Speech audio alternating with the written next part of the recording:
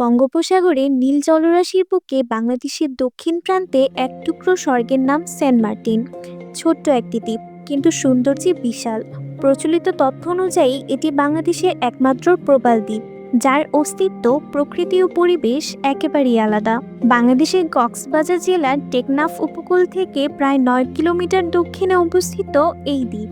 স্থানীয়দের কাছে এটি পরিচিত নারকেল জিঞ্জিরা নামে, কারণ একসময় এই দ্বীপ জুড়ে ছিল অসংখ্য নারিকেল গাছ।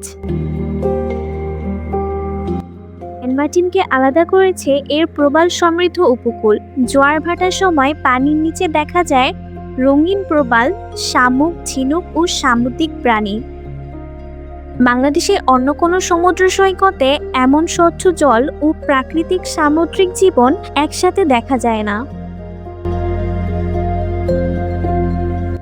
সকালে এখানে সূর্য ওঠে নরম সোনালী আলো নিয়ে, আর সন্ধ্যায় সূর্যাস্তের সময় পুরো আকাশ যেন আগুন আর নীলের মিশালে আঁকা এক বিশাল ক্যানভাস। সাদা বালুর সৈকত, নীল জলরাশি আর আকাশ সব মিলিয়ে এক নিঃশব্দ প্রশান্তি।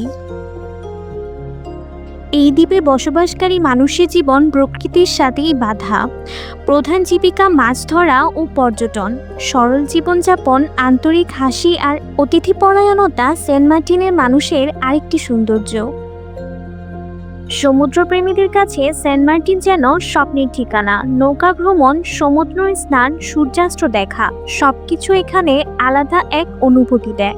বাংলাদেশ থেকে সমুদ্রের অপার সৌন্দর্য উপভোগ করতে চাইলে সেন্ট মার্টিনের মতো দ্বিতীয় কোনো জায়গা নেই, এমনটাই মনে করেন অনেক পর্যটক। তবে এই স্বর্গের সৌন্দর্য আজ হুমকির মুখে। অতিরিক্ত পর্যটন, প্লাস্টিক দূষণ এবং প্রবাল ধ্বংস, সব মিলিয়ে দ্বীপটির পরিবেশ ভারসাম্য নষ্ট হওয়ার আশঙ্কা রয়েছে।